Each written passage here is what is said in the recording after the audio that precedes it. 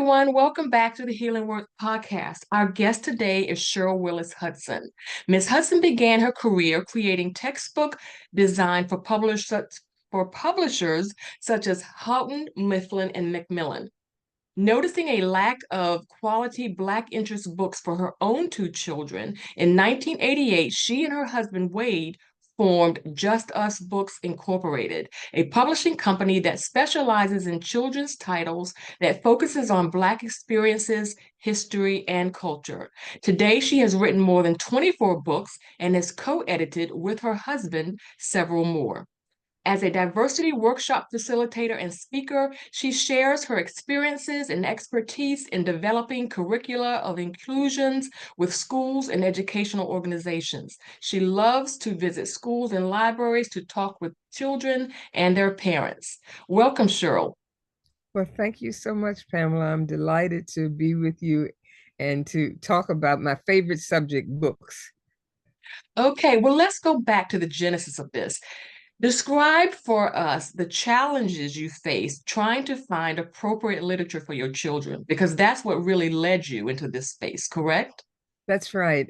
Just Us Books was formed and founded by my husband and myself in 1988. And as a matter of fact, this year we're celebrating our 35th year as a publisher of books for children. And our interest and area is Black culture, Black experiences, Black life. We have two children, and they are adults now. When they were very, very young, and this was my daughter was born in the 1970s, we had a hard time finding trade books for her. Books, nursery rhymes, stories about family, the kinds of books that you would find in a bookstore that you could pick Right. up for your children.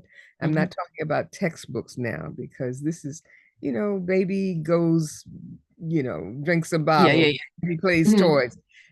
There were very few books in the marketplace that explored or showed African American children, any children of color, basically trade books for children inhabited a very white world. As people working in the industry, my husband was a writer, had written for newspapers, sports columns, in public relations and public affairs offices in the local college. I had been working in textbook publishing, which is very different from trade publishing because textbooks are designed to teach specific lessons at specific grade levels and are sold to public school systems. But the problem was still the same within textbook companies. There were very few people of color even mentioned in textbooks. So, as a creative person, my husband and I knew what was going on, and we attempted to address that by uh, writing some books, an alphabet book, Afrobets, ABC book, a 1, 2, 3 book. We just had some nice little stories that you could find written by, or the types of stories that were written by white authors. But publishing companies were not interested in the storyline. They said, why would you need a Black alphabet? The concept in the early 70s was that, we've got a couple of African American writers, that's enough. So rather than continue to beat our heads against the wall, and we knew that other people were interested in seeing themselves and seeing their children in books, we decided to publish the Afrobits ABC book ourselves. And that's really the genesis of the beginning of our company. We were looking for someone else to publish us, couldn't find them, were rejected by all of the publishers in New York and Boston and Philadelphia and wherever. So taking the bull by the horns, we just decided to do it, step out on faith and do it ourselves. So we self-published, and that's how the company started, with one book, an ABC Okay. book. Yeah. Excellent. I want to back up a minute. You come from um, curricula. Did you also find that lack in curricular Oh, development as well? absolutely. I think there were some efforts in 1965. I think there was an author, an educator, who wrote an article for the Saturday Review of Books, and it was called "The All-White World of Children's Book Publishing." And she talked about um, the lack of diversity in textbooks, in all Mm, kinds of books. So when I began my career in 1970, there started to be a concerted effort to add a percentage of Black people, people of color, in the illustrations of textbooks. So we were sort of under a mandate, not necessarily governmental, but guidelines for um, uh, educators to include, representation for all children in the book. So one of the first jobs I had as an art editor at a company in Boston was to actually color in, uh, shade in the white illustrations so that there were 10% Black, 2% uh, Spanish, right. Hispanic origin. Make sure that the little girls in the story didn't all have bows in their hair, and sometimes that they could wear pants. So this was at a time when a lot of things were changing in the curriculum, and that meant including more uh, authors of color. I think Langston Hughes and Gwendolyn Brooks were two authors that were often placed in anthologies in high school, but they were the only ones. There was no such thing as Black Studies, or Black Studies was just starting within the college and university community. So yeah, the same problems existed in textbooks, same thing in trade books. Okay, now, in addition to writing, you and your husband have served as editors on some fairly important books. Talk to us about those. Uh, in the last couple of years, we have done together, Wade and myself have edited three collections. The first one was We Rise, We Resist, We Raise Our Voices. And I have a copy here. And I don't know if you can see or not, but the Hmm. cover is basically words. Um, Hmm. we have found that in terms of speaking for ourselves and authenticity, there are so many voices that have been excluded. There are voices that have been erased. Um, in the current climate, there are books that have been censored. There are books that have been banned. And many of these titles uh, are written by people of color, people in the LGBTQ community, and it's a very dangerous time in terms of expression and hearing those voices. There are 50 names on this cover, on the cover of this book, and many of them are people of color, um, award-winning authors, illustrators like Arnold Adolph, Kwame Alexander, Jabari Assim, Stephanie Berger, um, Evelyn Coleman, Floyd Cooper, James Ransom. These are people in the industry, people of color, uh, and from all kinds of backgrounds and intergenerational authors. And we just ask them as our friends, we need to hear from uh, a number of voices, not just one voice, to talk about really taking back or being part of that space of Hmm. voices that are heard.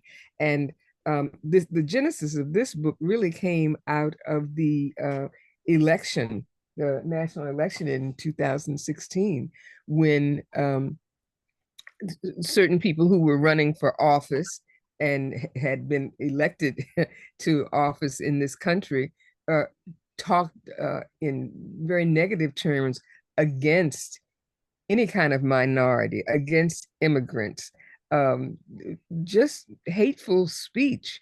And our grandniece, when she heard that the 45th, as was it 45th Yes. president of the United States had been elected, was terrified. What are we going? What are you going to do? He doesn't like anybody. He talks about everybody.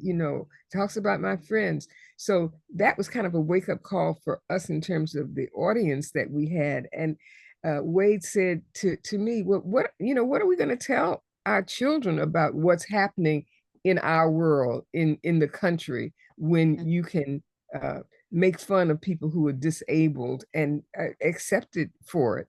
And all of the very negative things that presidential candidate represented. So the result was getting together and asking friends and acquaintances or people that we knew in the industry, what should we say to our children to let them know that they still have a voice and they're represented in this world.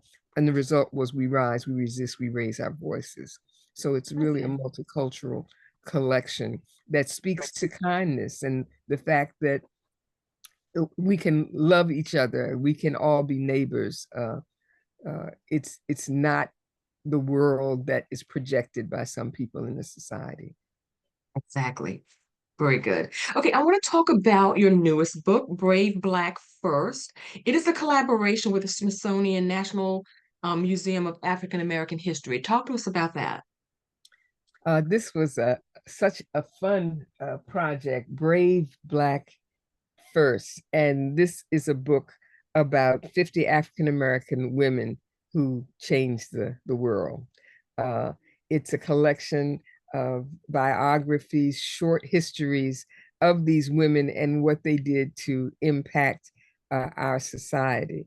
Uh, I got involved in this project with an editor who actually asked me to write the book. I have written some other biographies, a standalone, but this was a project that was being done in collaboration with the Smithsonian and the newly formed and opening of the National Museum of African American History and Culture. So it was wonderful to be able to pick 50 African American women who had changed the world and who also were a part of the collections of the Smithsonian Institute. So Okay. every woman that you see here, from Harriet Tubman to Michelle Obama, um, Ida B. Wells, Marian Anderson, Ruby Bridges, Shirley Chisholm, uh, um, Simone Biles, all of Mhm. these women have some item, photograph, memorabilia, uh, dress, something that's of import in the collection of the Smithsonian. So it was a fun project to do because I had all the resources of the museum and the curators there who actually helped to provide some of the photographs for reference in this book. And it's wonderfully illustrated by Erin K. Robinson, who is an illustrator, but her father actually was one of the planners in terms of the architecture of that building. Mm. Um, so there are a lot of ways that we connected with the institution to come up with the title. So one of the hardest things was to say which 50 women should be in the book. Did you learn anything about any of the 50 that you did not already know? Any little known fact you can share? Oh, um, probably so. Yeah, I remember um, uh, learning more about Harriet Tubman and uh, her shawl, her prayer Mm. book, her hymnal, and some other personal effects are in the collection of the National Museum. Mm. Um, and that was, it's like being a part or being able to touch or see something of a hero from 100 20 years ago in the museum. And the museum is such a living, organic, dynamic place to be, that it was just amazing to be able to see those objects and to also include photographs of them in the book itself. So Mhm. the way the book is set up, I don't know if you can see that, but for example, Aretha Franklin, and I just Oh, opened this page. Uh, there's an illustration of okay. her singing. Hmm. Um, and there were, I think there's a gown that she wore. There are records, albums that she was a part of that are in the collection. Um, the She received a presidential honor. I think that was before um, this book was published. So yeah, there were interesting things that I learned, and I can't remember the specific things, but I did learn a whole lot by doing the Well, research for this project.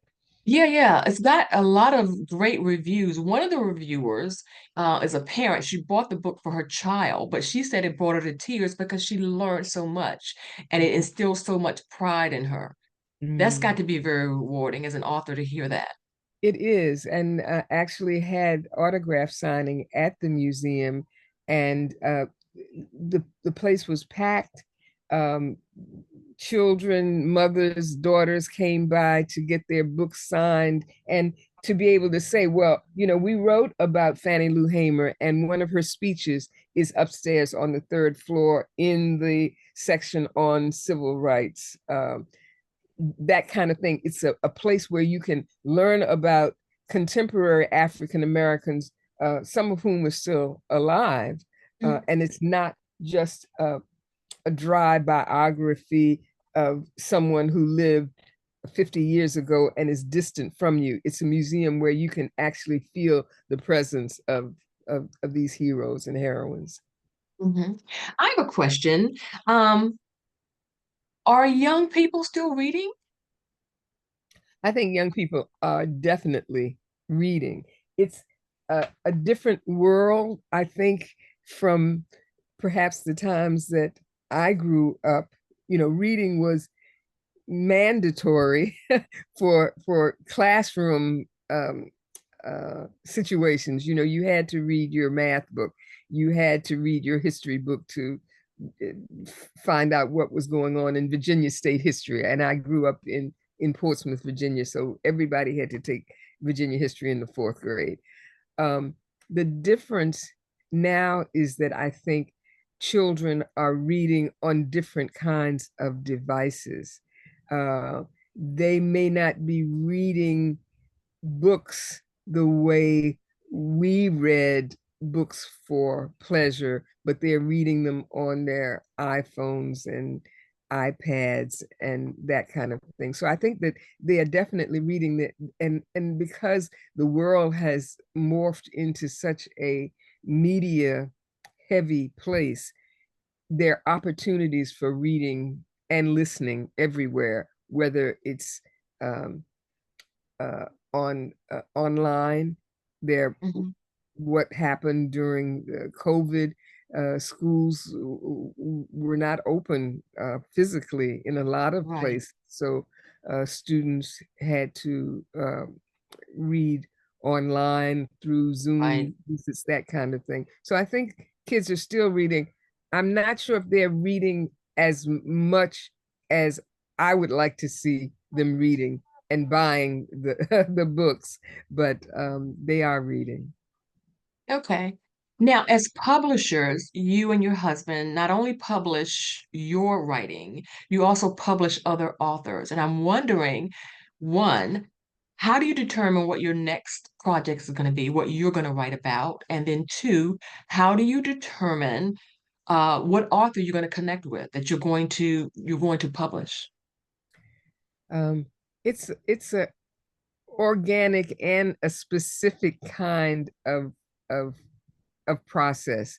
We have published manuscripts that have been submitted to us over the transom. Uh, and have not solicited them. We also have published books within the brand of the Afrobets series that have been written by ourselves, co-written by other authors.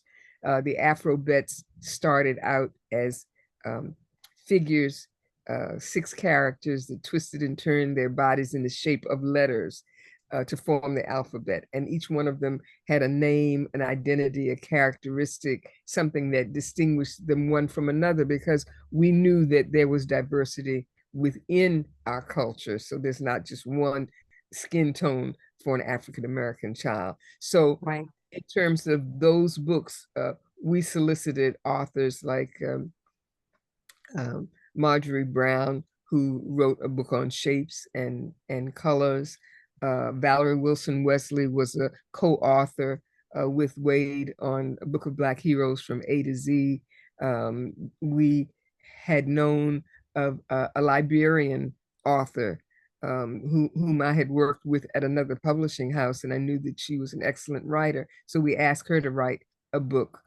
We had a series for young adults called the NEAT series, and we solicited people to write for that series. So authors have come to us in a variety of ways. Nikki Grimes is a very well-known children's author from middle grade and young adult. And we were aware of her work as a poet. And we asked her, would you write a book for us? Do you have something that we could publish? So it's a matter of knowing the quality of authors and a combination of people who have come to us with manuscripts to be published. Okay. All right. So you're now 35 years out with your publishing company. And I'm wondering, do you approach the process differently now than you did when you first started? And what kind of differences are there? The process is it's pretty much the same.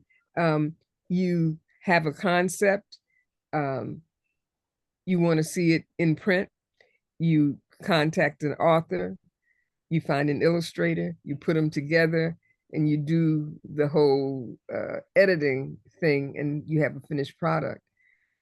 The difference is, I think, in when we first published, Wade and I had worked in the industry before, but we were not. Wade had published in an independent publishing with an independent publishing company.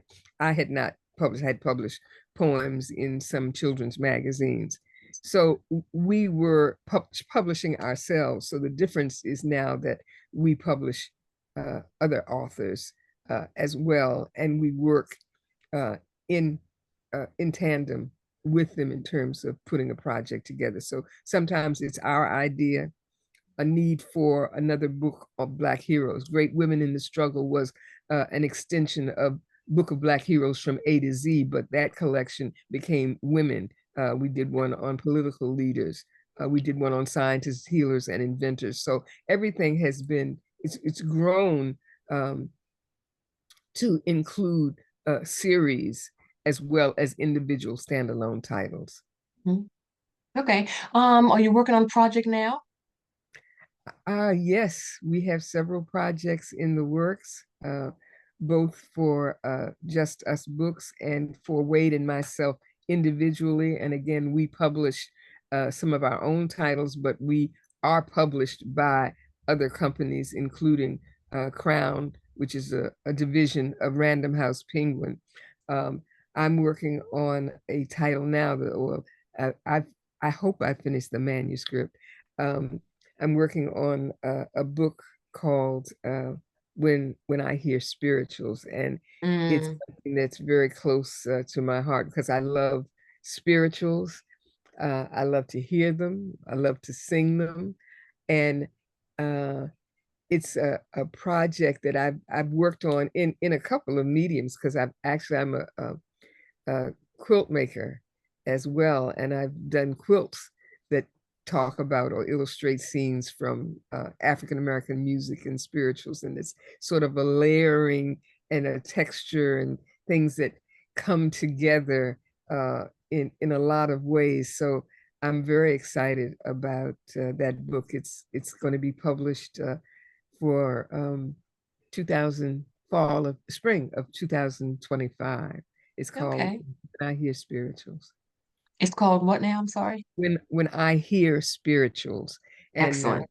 yeah, it really talks about the role that spirituals have played in documenting the history Mm. of our people who were brought here and were enslaved. So really, spirituals, the words, the songs, the music, really document our experience in this country. Where can our listeners find you? And are your books available on Amazon? Our books are available actually through our website, justusbooks.com. You can order books directly from us. Um, Mhm. Same books are available on Amazon. They can be purchased in your local independent bookstore, bookshop. Um, look them up and you'll find it. The first place to come to is directly to Just Us, though. We'd love Okay. to hear from you directly. Excellent. Okay, so I'm going to ask you the five questions that I ask all the guests here. We are Healing Words podcast, so I take the first letter from the word words. And you've already answered the first one, which is the why and the when. Why you started publishing in the first place. Could you repeat that again? We started publishing we formed our company in 1988. We actually published our first book as a self-published title in 1987. And this was out of a direct need to express ourselves in print and know that the audience that we were looking to reach uh, was our people, our children. There weren't enough titles. There were some, but not enough titles to cover the diversity of Black life and experience. And I think we knew that we had to do it ourselves. We have to be our authentic selves. We had to do it. We were able to do it ourselves and not wait on someone else to recognize that Black lives have value. Um, because someone else said your book is not available, is not marketable, the Black people don't read, it wouldn't sell, or you need a celebrity in order to. That's not the case. We all have stories. We have valuable stories to tell about ourselves, our lives, our experiences, and if not us, who? Okay. All right. So the O in words is organize. You're a writer. You both edit. You are editing and writing and publishing other people. How do you organize your day to fulfill all of these roles? Just try not to go nuts. It's a kind of juggling act because as an author, I know what I would like to see and how I write, but as an editor, I have to be respectful of the author who is telling the story. So Exactly. there's a balancing act that I use some time of the day, not as much as I would like to, but some time of the day writing. Most of my time goes into production and finding printers and copy editors and proofreaders and shuffling schedules to make sure that the author turns in the manuscript on time. So that's a challenge of organization. I think my husband Wade probably doesn't get as nutty as I do because he is really a dedicated writer and he spends a larger proportion of his time on his own work, on his own craft. And he has a system for that, which I couldn't attempt to share, but we both have responsibilities, and I think that by dividing them and staying in the area where we are most effective, that Mhm. helps. so that I'm not piddling in marketing when I should be over there. over right. Staying in a lane and dividing up the responsibilities equally, but equitably as well. Exactly, because if you're not careful, all of those other things, needful as they are, they will take over the writing and you won't have time to write. That's right. That's right. So you have to Exactly. spend that special time for writing and for your own creativity, as well as the Exactly. organizing and the processing and production of publications. Exactly. Okay, so the R is rear view. And normally when I'm talking about this, so is someone who has written a memoir. And I'm asking them, when you look back, what advice would you give um, yourself as a brand new publisher, new to writing, striking out, um, trying to do something that kind of hasn't been done before? Now that you know what you know, what would you tell, what advice would you have given yourself back then? That's so hard to say. I mean, the advice that I would have given myself um, as a officer or as an owner of the company is to find better ways of financing. And I think Mm, that's something that's a challenge for any independent publisher. Publishing books for children is an expensive process. A lot of people think it's glamorous and you're going to be on the New York Times bestseller list and you're going to be doing a speaking tour and going, but it costs a lot of money just to produce a book, and especially children's books, because you're talking about an author and an illustrator. You're mhm, talking about um, mm, paying for them, the get raw, right. everybody's got you got to pay for stuff. It's a business. So um I can't say that looking back I would do it differently, because we published what we thought needed to be published, and we did not say, okay, we know that it's going to take X number of dollars to do this. I mean, there was a business plan, but we learned a lot about publishing by doing it.